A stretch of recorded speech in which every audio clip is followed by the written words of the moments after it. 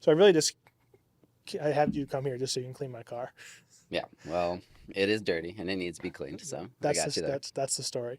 Um, Now, obviously, I wanted to have you on because we've known each other for literally ever, and I think it's really cool that we ended up both starting our own businesses, which is pretty rare in a friend group. I feel like, and I want this to be kind of like a threefold conversation, so people get to know what your company is, what you do locally, and like why you're the choice to go to for detailing. Also, to my audience, so videographers and video agency owners know how to talk to business owners in your industry to actually make better offers, and they're not just being super generic and ultimately just not making any money. So, for anybody who doesn't know you or Loupe, can you tell me a little bit about who you are and what Loupe is? Yeah, my name is Andy Mandrino, as you know. I own Loupe Detailing. We're a mobile and shop detailing company that does ceramic coating, paint protection film, window tint, obviously all general detailing and paint correction. Right now we have a shop in Amherst, but we serve the greater Buffalo area, so anywhere that is about 30 minutes away from that shop in Amherst. Been a company 2.5 years now. Things are going really well. Trajectory is good. And I have three full time, two part time employees. Wow, so it's a lot. And something I think is really cool is it kind of started because you bought an S2000. Yeah. So tell me about how that went from like I'm gonna buy a car and clean my car to now having this full fledged business operation in like what 2 years, 3 years? 2.5 years. Yeah. So the full synopsis is I love detailing in general, always have loved cars. And the first car I had was a 94 Z28. And my dad used to make fun of me saying that I was going to wax the paint off of it because I would wax it every other weekend, which is unnecessary for wax, but I just love taking care of it. So fast forward from that, after I went to college and everything, I got into the tech field. I worked for Yahoo, and I worked in their data center as a data center engineer. So from there, um, I really was waiting to get a car that I wanted to have. So me and the wife, we just built a house, and money was tied up, but like I managed to make it work, making enough money at Yahoo to get a fun sidecar, or at least I thought. So I've always liked Honda, Acura, and I decided that a Honda S2000 was in my price range. So I bought a 2004. It's an AP2, is what it's denoted as for its certain engine model. And quickly after, I realized, like, hey, I want to pay down that loan faster. I don't want a loan looming over me. So I decided, I really like detailing. I can detail on the side, probably make a little bit of money. Maybe detailed like 3 or 4 friends' cars. And then I was approached with an opportunity from my wife's, CEO and COO of her company that they're looking to invest in a mobile detailing company because it used to be something that came to their business, worked outside, detailed in their parking lot, and they really loved the idea, and they were wondering if it was something that I would be open to trying to run for them. So naturally, I said I would be interested. I wanted to get into the higher end stuff, not just general detailing. I want to do ceramic coating, paint protection foam, window tint eventually. So we all agreed, and that's basically how it started. I believe I was one of those friends' cars, my Yes. WRX that Yes. was might have been 12-hour job, might I have been one of the believe. most Yeah. filthy vehicles ever. Um, He had like failed brakes, so the brake dust on it was almost like a 1/4 inch thick, and used up all of my iron remover just on his vehicle in itself. But it turned out really good, and that's actually, I think, the first video on Loupe's Instagram. yeah, you got a video out of it, right? Well, that's just it. You actually got to flex your like video skills too. It was a like you know symbiotic relationship. Yeah, We got something from each other on it. yeah. So So from going from I'm gonna make a little bit of side money to pay off this car to what was it? What was like the process like? Did you guys started with just mobile, right? yeah. And then you went to getting a shop. So what was that like process like, or what was the decision making process of going like, hey, we're gonna do mobile. Now we're gonna go to a shop. But what was that journey like?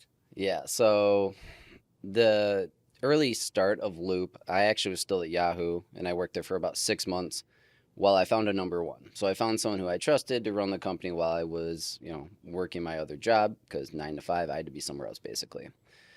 Um, we just started out mobile because that's a good way to test the waters. It was July and it was like in the middle of the season. We knew we only had about 4 months or so that we could really try to make this work and to see if like the market was there for it. So We grabbed a van and then just, I populated it at my house with just the tools I had, and we just made something work. So we could do everything, wash, interior, exteriors, everything we could do with just that vehicle in the middle of a parking lot. So we don't need customer water, power, anything. And that went well for the first few months. It was just like getting your name out there and getting people to trust you was the hardest part because you're brand new. A lot of people, what they do in detailing is they build from just detailing at their house with friends, families, cars, and then eventually those people tell other people, and you scale up that way organically. We kind of did the other way where we just kind of got into the market. My client base was like 3 people, so no one knew me. Like I had no chance of just, you know, having all these clients I can rely on to get the company springboarded past that. So we had to just do marketing and everything, which we just, focused on SEO right away, right out of the gate, building a nice website. And then I quickly realized, obviously, as it was getting colder, it was like October time, we need a shop because I was filling the water truck out of my house. I was having the guys come to my house to get all the chemicals and products and to grab the van. And I didn't want my van sitting out in front of my house really that much. I couldn't get it in the garage, it was too tall. And then there was just a lot of things like I didn't want them, having to go to my house every day, which was out of their way in Hamburg to go to a job, let's say in Amherst or something, where I think the majority of our work was at the time. So it was a necessity. So we went around looking for a building for a while. The problem with finding a building to do detailing out of is you have to have a drain that has an oil water separator that can do a certain amount of gallons. And that is something you can't build in a lot of areas. So you literally have to find a place that already has it built so it doesn't have to pass that code. It's like already there. It's a structure. So we found a place that actually was an old auto sales place, like Ontario Sales or Amherst Auto. It's been known a few names.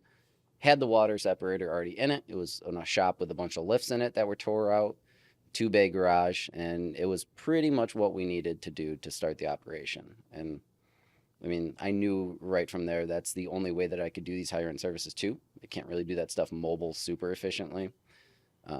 So that was October 22, and then everything else is grown from there. Wow. Yeah, I think a lot of people, like you said, start in the garage, maybe then go to mobile and then get a shop down the road. You guys kind of went like ass first Yeah, and started with like all the wasn't big easy. stuff, which is like really cool. You had the resources to do that because you're able to scale up your services and do those higher end jobs and also be a little bit more year round and be able to take care of people year round versus just mobile or someone who has like a really small space where maybe they're parking their cars in the garage. So what, this is kind of a 2-part question. So why detailing, or why would start a detailing business when other things like Delta Sonics are available? And why would someone want their car detailed versus going to like a Delta Sonic or the tunnel washes? A company like Delta Sonic, I would almost consider a necessary evil because what's worse than a dirty car is rust. So corrosion, stuff like that. The longer stuff sits on your paint, the worse it is. So marring and stuff like that, yes, it's unsightly, especially on darker colored cars. It looks junky, and that will happen if you go through a Delta Sonic or any kind of tunnel wash enough times, or even one time. Depends how soft the paint is. The difference really is nothing that your car will drive through, get sprayed, even touched at the slightest, like they do at the end when they dry it. It's not going to get nearly as clean as being detailed. One thing to always pay attention to is like wheels. Wheels are never going to get effectively cleaned from a drive-through car wash. Even if they have agitation brushes, they're hitting the face of it real quick and moving on. And they're doing it for a bunch of different size wheels. So they're not doing exact. They're leaving a bunch of crap, especially on the barrels, in the lug nuts and everything like that. And it's like, it's a quick job to get the junk off, but it's not a detail. Detail is like taking up to like 2 to 3 hours on the exterior just to wash and clean and decon and clay and then put something on a wax, whatever. Um, it's such a different process. And if you don't touch it, if you don't observe what you're cleaning, it's never truly getting fully clean. And then the big thing on these drive-through car washes that I'm seeing a lot of issues with right now for like Teslas and Genesis and some Hyundais is staining on the trim that goes around the window. And that's from chemicals basically not washing off and then going out in the direct sun and then just getting baked into it. So that's like the general thing, the difference between a detailer and, Delta Sonic, or even like just a touchless car washes. So with obviously detailing being a much better experience for anybody who wants a cleaner car, what led you to say, hey, we're going to start a detailing business when there are other detailing businesses in the area? And I got to imagine the public perception is that Delta Sonic's good enough. Like, is that something you're constantly trying to battle against, of like trying to show people the difference and try to shift public perception of what Yeah. normal car washes are like? So I would say maybe like a quarter of our customers have been to Delta Sonic at least pretty recently, and they had a poor experience. And that's why they were looking for other avenues. They're like, oh, they cleaned my car, but they left a bunch of stuff and it wasn't a complete detail. And I get that because I actually hire people who've worked at Delta Sonics before, and I know that they are pushed so fast to go through and clean these cars. No one is effectively going to detail a vehicle in the short amount of time that they have to do it. So the detailers themselves, even if they want to do a good job, they don't really have the time to do a good job. And that's kind of the unfortunate part. We focus on efficiencies and doing two-man teams on every vehicle that we detail, which makes it a lot faster of a process. Um, that's like really kind of our goal, is like when we set out to make another company, we're not just a car wash, we're I don't even want to say we're just like your basic detailers. We try to do everything to the full ability, to everything that's on that particular package that you have, and then to have the know-how to do these things efficiently and faster than a lot of other shops. So that's kind of what we prioritize, and that's what I wanted to do. um, there's a lot of other detailers out there, and there's a lot of great detailers out there, especially in our local market. And you know I can only speak for ourselves and what our quality is, and I really don't defame other companies, because if they're a general detailer, they do a better job than Delta Sonic. I can tell you that. If they're just a regular detailer, not with a big corporation, they're gonna do a better job. It kind of touches on like what you feel sets Loop apart is making sure you're doing the best job possible and not being so concerned about turn and burn. Yeah. It's quality over quantity. And so Yeah. what do you feel is like your differentiators in the market? I mean, I want to compare us like a steakhouse versus McDonald's, where Delta Sonic is more your McDonald's, burn and turn, get as many cars as they can out of there in a day. I've heard that they can even do like 5,000 cars in a day. They can wash 5,000 cars. It's ridiculous. The quality can't be there when you're touching that many cars. And yes, the price is right. And McDonald's, yeah, the price is right compared to a steakhouse. But if you were to go to that steakhouse maybe like once every other month or something, or once a month, it's a lot more affordable in that essence than going, obviously, as much as people sometimes go to McDonald's, which they shouldn't, but they do.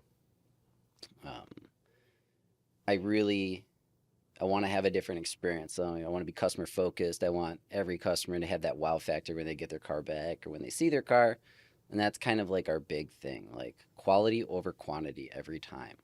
Yeah, and you also have the ability to spend more time with each with each customer, that you might be able to say, hey, you're not like a number in a sense where you're just getting a certain package. You might have someone say, hey, I just noticed that you have this type of something happening to the car, and you can cater the service that each client gets based on them versus just like Yeah. next. Conversations are huge because that's how you set like the expectations. Like, I will point at a stain, I will point at a scratch, and then I will just give it a quick look over and then tell them, likely this won't come out. This has probably been set in. If it's a stain, probably been there too long now. We can lessen it, lighten it up, make it look better, even out the whole fabric so it looks nice. For scratches, I can tell how deep they are. This is going to need paint. I can make it improved, but I can't remove it, because you're not really removing scratches. You're bringing the clear coat down to the level of the scratch. So there's like less original OEM paint, which devalues a car if it's been repainted. So that's another thing to keep in mind. I feel like a lot of people think that getting your car detailed is for people who have just super nice cars. But I know that's not the case. My car's not super nice, but I like having a clean car. So for people who think like, oh, my car isn't nice enough to get detailed, do you have any like words of encouragement or advice? Or Yeah. It's just like if you don't have to have expensive clothes, but it is nice to have clean clothes and ones that are like, pressed or look nice and then like don't have wrinkles in it. And you can make yourself and your appearance look better just from simple changes like that. As far as having like a nicer car and then spending the money to detail it, well, regular cars are very nice and you want them to stay nice to keep their value and to look good. And it kind of is just like another accessory to a human and like how they carry themselves. And like, there's an image part of it that a lot of people like. It's like my car is always clean. It's always look nice. I look like I take care of myself and I take pride in how I look. It's the same thing whether you have a Subaru or a Porsche. Like it's the same thing. Yeah, I know just from knowing you for years, your car is the cleanest car I've ever been in, even before you had a detail company, versus mine is always the dirtiest car. And I think there is, you probably never experienced this anxiety of someone saying, "Hey, can you give me a ride somewhere?" And you go, "Absolutely fucking not." Like, my car is so dirty. Someone Like, tries to get in and you're pushing all the stuff in the back. yeah, Hold on. it's Just like, moving no, all your crap. I've made up so many excuses. Like, oh no, I have stuff in my seats. Sorry, I Yeah. don't have a front seat. My car's. I walk to work today, but no, I think that's huge. Is like it definitely just makes you feel a little bit better about yourself in a weird way you probably wouldn't expect. There's like a psychosis to it. It's when your car is clean, you actually feel better about your car too. Um, there was been people like they were getting their car prepped, like "Oh, maybe I'm gonna sell it or something like that. Then they really take time doing a personal detail or getting it detailed, and they just think, man, this car's not that bad. Like everything's clean in here, the material isn't all marred up, and like there isn't really that much permanent damage.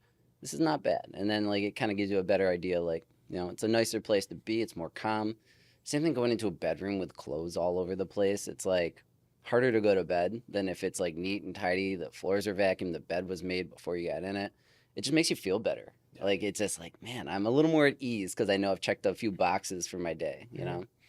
Yeah, and on the note of like maintaining value, I think that's something people don't think about. Is like, I feel like a lot of people don't have the foresight of like, when are you going to get rid of what's your next car and what's your trading value going to be? Are you going to sell it? So on top of just like keeping rust at bay and keeping your car clean and stains free, what are some of those services that you guys offer to really dramatically like increase likelihood that the car retains its value over time? Yeah, I mean, as far as the paint system goes, like ceramic coatings are awesome. They've gotten so much better in the past 10 years. They're more resilient overall with chemical use and stuff. What they end up doing is like stopping the paint from getting etched or corrosion and such. So when the paint looks better, the car is just going to be a better value. It will sell better. And it's people like shiny things. Um, it's just crazy how much that can matter because like we deal with like some auction vehicles and stuff that we do for dealerships. And when they're hammered and stuff, like when they roll into our shop, we're like, everyone's gonna think this is a piece of crap. Like no one's gonna want to buy this, especially with a dirty interior too. If there's like chicken nuggets and fries under the seats and stuff like that, when we find and we blow it out. If a customer were to like find that car in its original shape, they probably would never buy it. It just looks gross. Like all the built up like dead skin cells over the steering wheel and stuff. It's all gross. And you take that stuff out and you reset it, and then it's like these people like, man, someone really took care of this car. Like they cared about it. And that if like the body's in good shape, the paint's in good shape, the interior's in good shape, you're like, oh, this person like changed their oil on time. They, did their regular services for their transmission and stuff, and they probably replaced their brakes on time. And it overall rolls into the car that it was taken care of. Like there's this whole adage that everyone wants like that car that like an old couple drove to church on Sunday. It's because if you've met like a lot of older people, they care about their possessions. They usually take really good care of their possessions, and it's like a pride thing to them. So that's why everyone wants to buy that vehicle that like a little like old person drove really nice, barely exceeded the speed limit. It was really nice, the engine, changed their oil every like 3,000 to 5,000 miles depending on what it is. That's what people like strive after, and I think that's a big important part.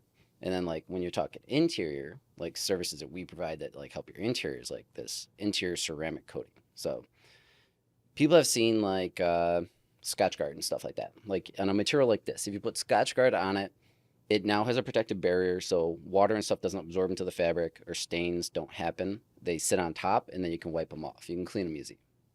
We have a ceramic coating that can last over a year for all interior surfaces, carpet, upholstery like this, your leather, your screens, your plastic, your vinyl, whatever.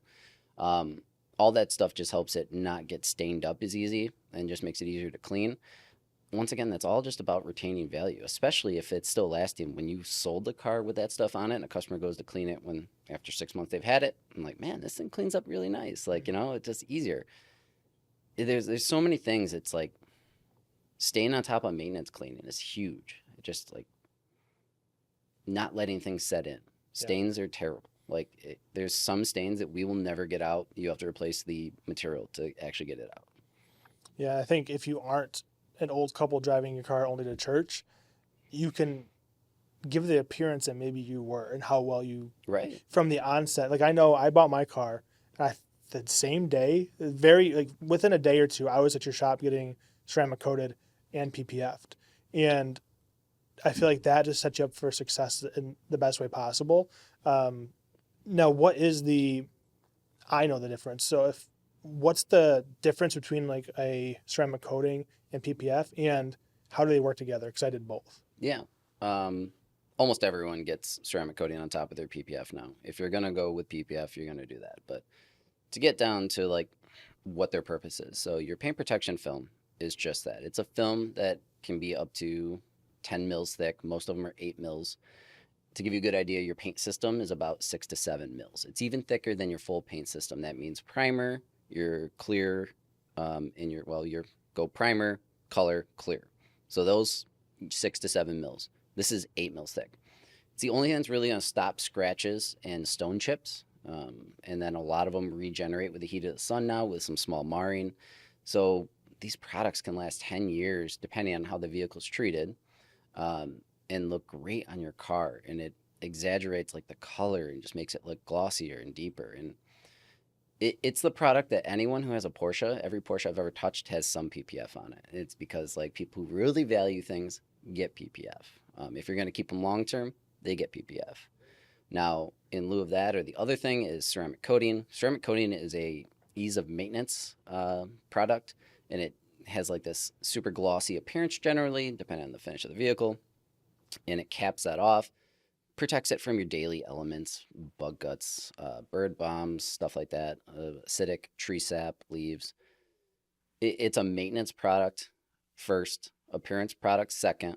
So like it does improve the appearance, and then you get those nice tight water beads. So that just means like stuff sheds off it easier, doesn't stick to it. And when you use them in combination, you put the PPF down wherever you're going to apply it. Some people do what they call a front clip, front bumper, hood, mirrors. That's like your typical front clip, and then like your headlights. You put the coating over that, and then all over the rest of the car. It gives it similar hydrophobic, so it looks uniformed. And once again, it's protecting the paint protection film itself from getting all that like, staining and etching and anything like that. So in combination, it's the best defense if you use PPF and then you put a coating on top of that.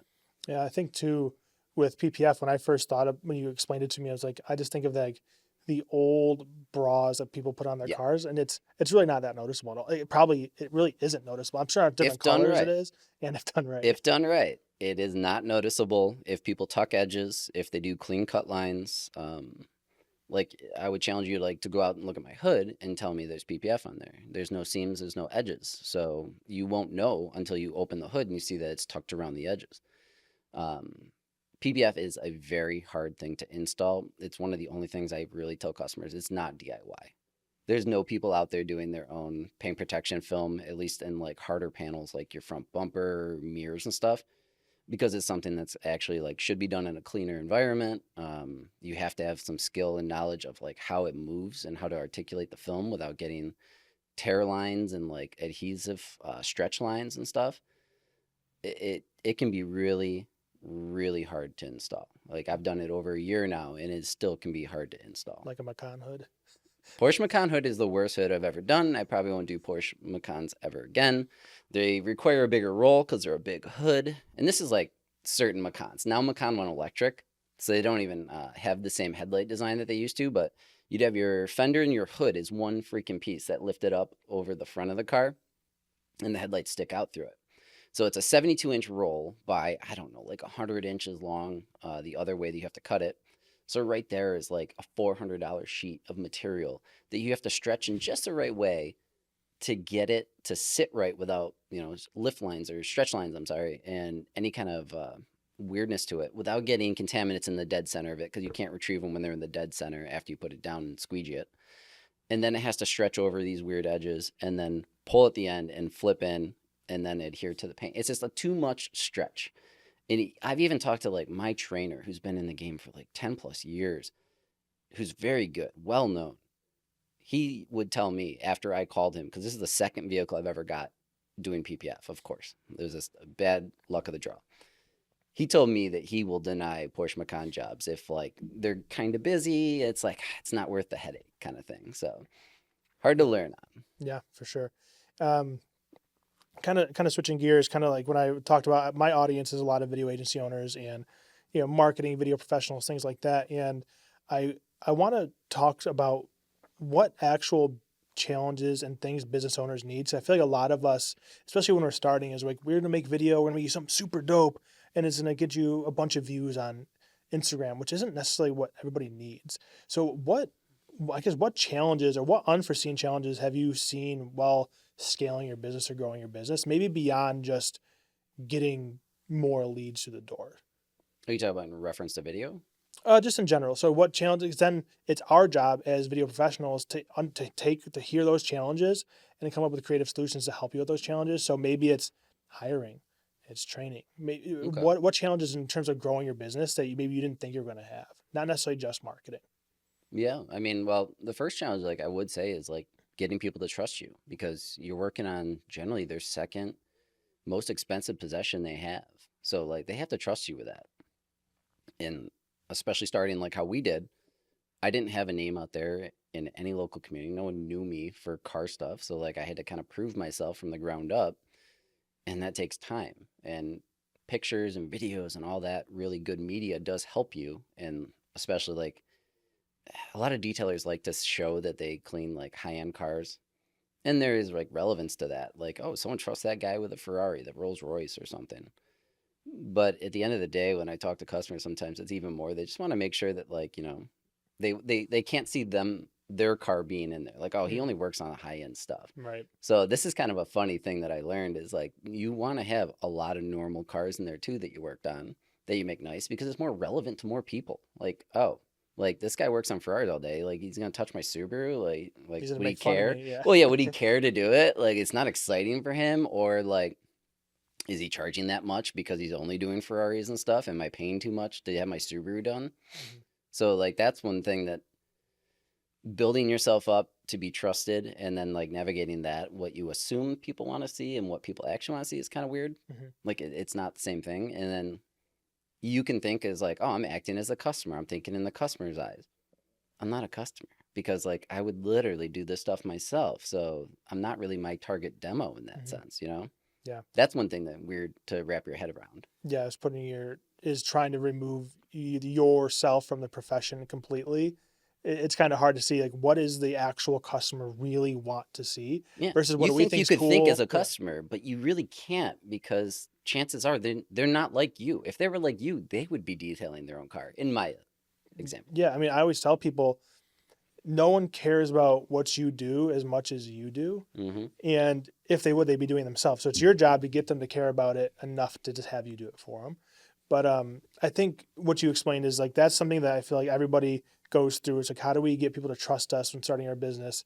How do we get more qualified leads in? And then I have to imagine kind of you were in here the other day in the studio doing some FAQ videos, because now I feel like you're at a point where you just need to create some systems in the business and SOPs and be able to educate customers consistently without you having to be the one to do it, and also train your employees. So how has that process been of like, okay, we have employees now, we need consistency in the business in case Andy's not there? Yeah. I mean, I would love my employees to answer questions that customers have the exact same way that I would. And the best way to do that is have them reference a video and show like how I answer things, because at this point, how I've built the business, like there's a lot of customers that are looking like, hey, where's Andy? Like, I want to talk to Andy. I know he owns it and I talked to him last time, whatever. Trying to remove myself from that is the most important thing because I want people to want to go to the company. I want them to go to Loupe, not to Andy. It's not like I don't want to be the face of the company. I just want the company to work in a certain way that has worked for us in the past, kind of thing, to get people to trust us, but trust us as a company fully and not just me. Hmm. So naturally, in a progression, you run a company and you remove yourself from like the day to day operation to work on bigger picture things, expansions, and generate more revenue and things. Yeah, But and I think kind of with the videos we were working on will help you put it on a website or social, have people who are asking these questions, they see it themselves, but also you can have your employees, like, you need to know these answers for things. yeah, And if they get asked a question they don't know, they have the resource to go get it. right. So I think there's like a twofold thing with FAQ videos, but there's also internal videos you can make, just like, here's how we do things here. And that way, if you are completely removed and you hire a new employee and you have a manager, you don't have to worry about if the manager's having a good day or not, and or they forgot to say something. And you can always say, like, one of my favorite things of internal videos is you never have to worry about someone saying no one told me that, and like, no, Yeah, we did. It's in a correct. video. And Um, yeah, and you hold them responsible to watch it and then kind of quiz them on it. mhm. I quiz my team every now and then. Hey, why would I want a ceramic coating? Why do I want paint protection film? Why do I want ceramic window tint? Just to see what like comes off on the top of their head. And a lot of times, like it's a slow response because I think they're trying to appease me with the exact same way that I did it. I don't want it to be the exact same way. Be your own person, Mhm. but know these benefits and why people like this stuff and why they buy this stuff. Because there's tons of shops out there that make over $1 million in revenue every year, and they're just really good at obviously giving the customer exactly what they want, explaining what they want, and then a lot of detailing is repeat business. It's customers coming back to you. Customers aren't going to come back to you unless you like impress them every time. Mhm. So, Yeah. and then having video references, it just makes like everything uniform. Like your company has this identity, they follow that identity. Customers can relate to that. Like, oh, this is what that company stands for, and I like that. Yeah, and I feel like at a certain point, if you're able to get to a point where you can invest in high quality video, customers pick up on that. Even if they don't watch them, they go, wow, they have the resources to do this. They care about investing in the information from me. And if they're making that much money to pay for things like video, they must be doing enough cars to be Right. pretty good at it. Just like you shot our commercial that was on Channel 4 for 2 years. And that was only really focused on mobile. But a lot of customers called us, and like I would get people walking in, hey, I saw you in the commercial and stuff. That gave a little bit of authority right there. Like, hey, they must be doing something right if they have a commercial, if they can afford to do a TV commercial. Right. And that helped us a lot. And it also hit a weird demo that I'd never even thought about, ones that aren't online. So 60 plus people that generally just don't care to be on Facebook, Instagram, or even Google stuff. Mm-hmm. Some people like literally say, I don't do computers. And when I take email addresses to set up their appointment, they don't have one for me. That's like literally how these people operate. And they're almost an untouched market because, first of all, they didn't know mobile detailing existed. It's not a big thing in New York as it is in California, Texas, Florida, Arizona, stuff like that, warmer states, because they can do it all year round. So I was introducing the idea of mobile detailing, and then they have so many questions. They're like, oh, yeah, my hose is over here, and then my power hookup, like you guys can hook up here. It's like, no, we have all that with us. We have a generator, we have a water tank. That's all on us. We want to be able to detail out in a parking lot with nothing around us. That's like totally self-sufficient. So your video that you shot for us for that commercial helped greatly. It explained things and why you'd want us. It was like a mother, busy, doesn't have time to really detail her car, have her car detailed, wanting even to drop it off somewhere, because that is a lot of people. People just want convenience. Us doing it in their driveway where they can even like, watch over us if it's like a car that they highly value, they want to make sure it's protected and stuff. They can watch us detail if they want. But then they can get stuff done at their house at the same time. And then, we can do the same thing at their workplace while they're working. It's just convenience is everything, Mm-hmm. That's the value proposition for the mobile. Is it harder than shop detailing? Hell yeah. Yeah. I think the TV aspect is something that a lot of video people probably don't think about too much, of like, we're just thinking Instagram, TikTok, like, Mm-hmm. which There is It's a lot of expensive. value there. Yeah, it's expensive to run, but a lot of people don't even think about that demographic, especially for like something like detailing of like the old people who are driving their car to church every Hmm. Sunday. They want it clean. They want it to look really nice. They It's like, how do we also tap into that? they also have like more disposable income. A lot of these people, like, they are in the different generation where some of them own multiple houses and stuff and have multiple cars. And they have like, their fun car, and then they have their daily driver, and their wife has a car or something like that. There's a lot of that out there, and there's just that whole thing that I never even considered. These people do not do the internet, but they watch TV. Yeah. So if someone, say if someone like myself was coming to you to pitch you like some video services, what things would you be listening for that would make someone stand out, or maybe make you think, okay, this person is worth giving a shot?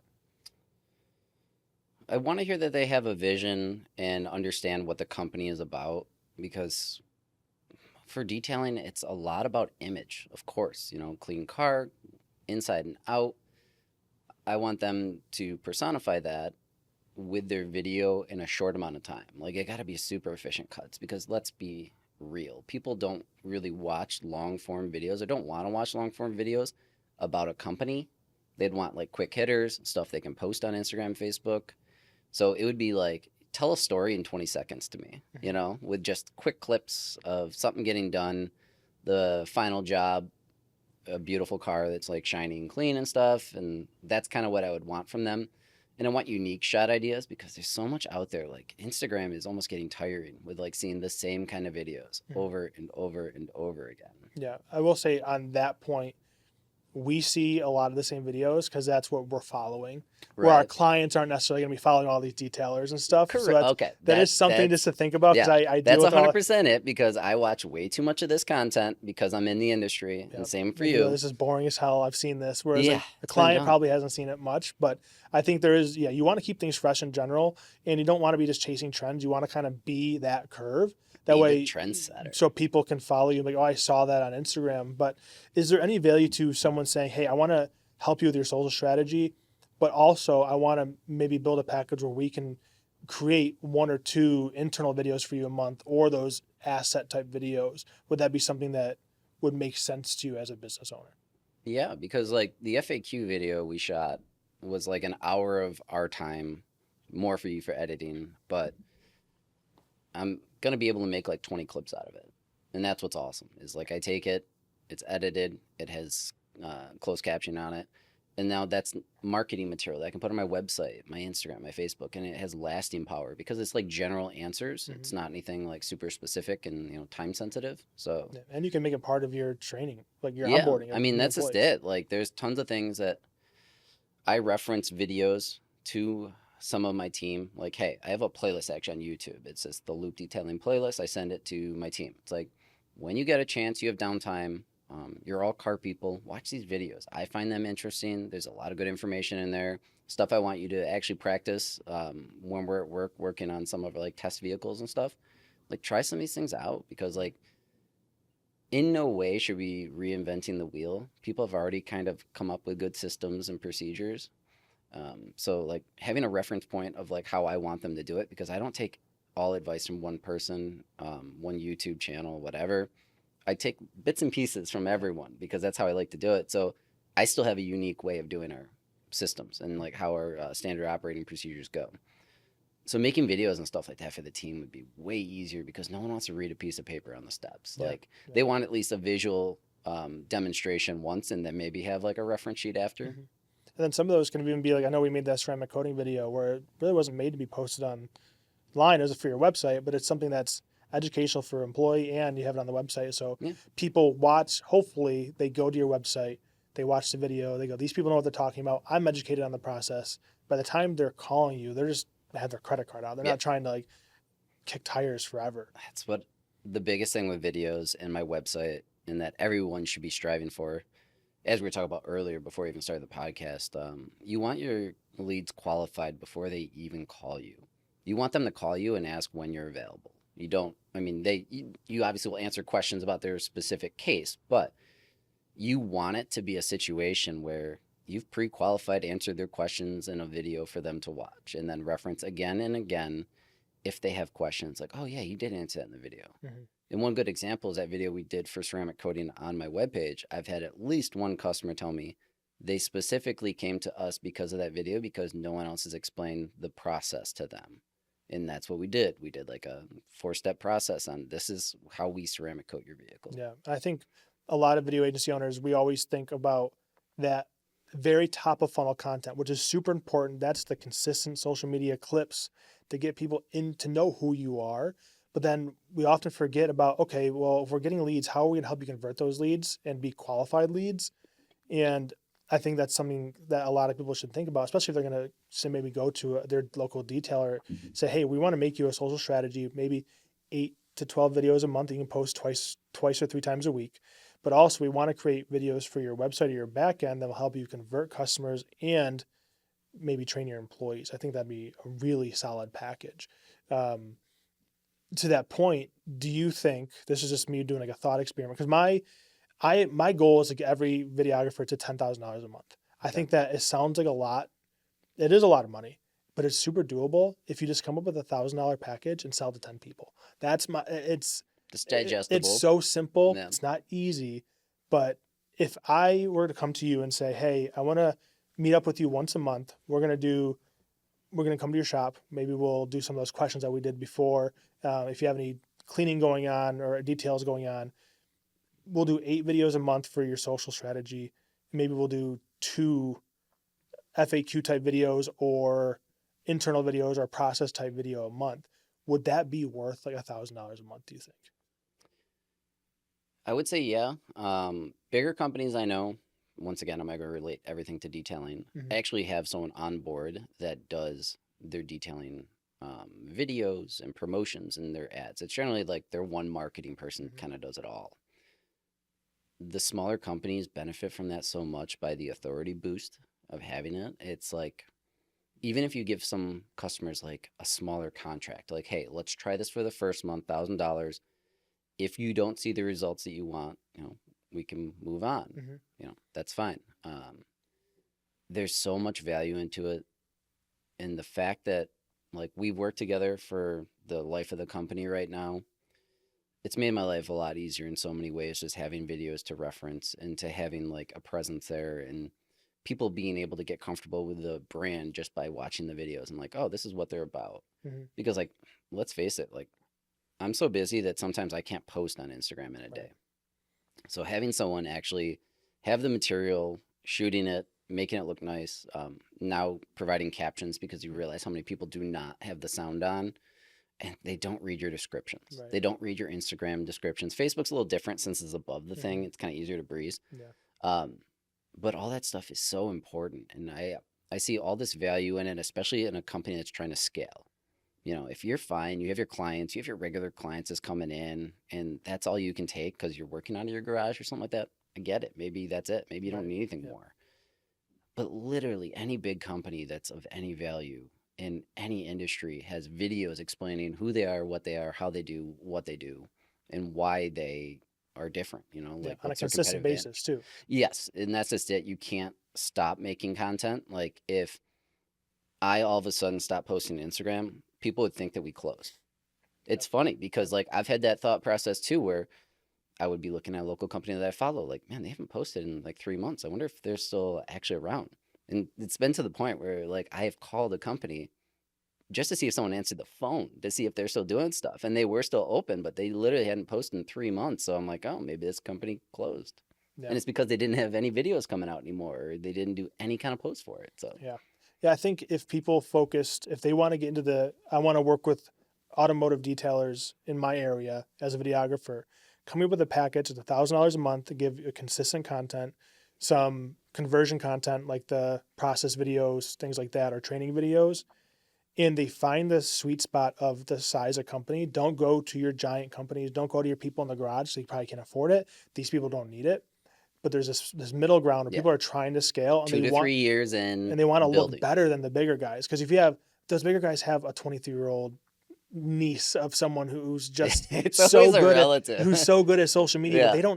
they honestly don't know what they're doing. And when it No, comes to, they just post a lot. they know how to use the platforms. Right. That's not good enough to grow your business and establish yourself as an actual authority. That's why you just pay the professional to do it. And that way you can just stay good at what you're good at, which is running your business and delivering to your customers. You don't have to learn how to do video. I think it's just a lot of people have a limiting belief that spending that $1,000, $1,500 a month isn't worth it, versus like, think of all the time you're saving and the better you're going to look by just doing it. Give it time and consistency, you're going to have those results and eventually make more money than $1,500 a month that you're spending, or $1,000 a month. Man, videos last forever too. Like you post on YouTube and then you make like shorts or something like that.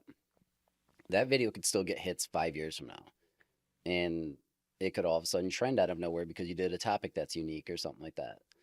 Um, it's crazy because like I thought the Instagram part and Facebook part, whatever, like just our face promotion wasn't going to be a big part of it. I thought everything was going to be like, getting a few customers in the door, getting them to use Google and such, and then we're off. And people just talk about us. Yeah. Word of mouth can travel fast, but in a business, like most people maybe will talk about your services to someone else, maybe like, at most 10 different people. And that sometimes like they're not promoting you anything special, but oh, they did this. They detailed my car, something like that. They did a great job detailing my car, whatever. Like they could have mentioned your name once. They could have mispronounced your name. It's Loupe Detailing, not Lupe. And then it like kind of is like in and out of their head. That's why like people still have business cards, because you thought we were like business cards would be dead by now. They're not. Right. Because people need that reference point, because like, oh, what was that freaking company's name that did that? And then it dies after that. It's a fleeting thought, and you're not capitalizing on it. So there's so much to this, man. Yeah. And I mean, on that point of word of mouth too, if someone might mention you to their friend, where do they go after that? No one's gonna be like, oh, my friend told me to go get my card. They're not just gonna pull right in. They're gonna go look you up, and that's where your social presence really kind of takes over. Even if you told me to go watch a movie right now, you're one of my best friends, I'm probably gonna watch a preview still. No. So if you send me a YouTube video, you have to kind of preface it. Why am I watching this? Because I'm not, if it's half an hour long, I don't have that time. Like, yeah, but you need it. get You're outta gonna here. research it a little bit, even if it's coming from the highest recommendation, and people are doing the same with your business. So you Yeah. got to be there consistently and valuably, and not just be selling all the time. That's why I think it's Right. important to be answering questions, giving away some free information that maybe, hey, it's here. If you're gonna wash your car or wax your car, stay out of the sun. I remember we made one of those. Yeah. And it's like you're Oh, that giving was like day, or what was that? That was the first year we made just Yeah. like quick hitter videos. And it's like those are, or here's how to get bug guts off your car. And it's like being there consistently and giving away value. People are like, well, if they're giving me this stuff for free, they really have my best interest in mind. Yeah. When there's no obligation to it, and if they're like an authority on something, like this person told me how to appropriately clean wheels. Like they showed me a video of it. All right, I could probably trust this guy to clean my freaking wheels if he made a video about it. Right. Like, he's at least looked into it or done it enough times where he's found a method that works Yeah, for them. if he's showing other people how to do it, Right. he probably should hopefully know how to do it. Not everyone does. Right. And to be honest, like some of those earlier videos, like I'm sure I've changed my method since then, because that's kind of a part of it. I never stop learning. I always try to progress and learn new methods. I try everything out on my personal vehicle, and then it goes to customer vehicles if I like it. Yeah, that's awesome. Well, Andy, thank you for being the best man at my wedding. Yeah, all right. For finally coming. It's funny that we've never had like this conversation, like No. running our businesses kind of congruently. One last question: who'd you vote for? No, I'm kidding. I'm kidding. Let people know how they can find you, and if they need their car detailed in Buffalo, what they should do to get a hold of you. Yeah. So first stop is just loopdetailing.com. Links to our Instagram. You can check us out on Facebook. Really, everything can be scheduled online, which is great now. If you have questions, obviously, there's multiple ways to contact us. So if you don't want to just schedule it and go, you can hit us up on the little chat box that's actually pop up on our website in the bottom right corner. You can email us. Email me at andy@loopdetailing.com. Give us a call at our main phone line. There's going to be questions that come up. Don't hesitate to call. Just there's a lot of noise out there. There's a lot of things that can be confusing, especially like in the coating industries and stuff, because there's like 50,000 freaking options now. So like if you want to talk about that, I'll talk about ceramic coatings all day long. I love the stuff. So Awesome. Well, thanks for coming on. thanks for having me, bud.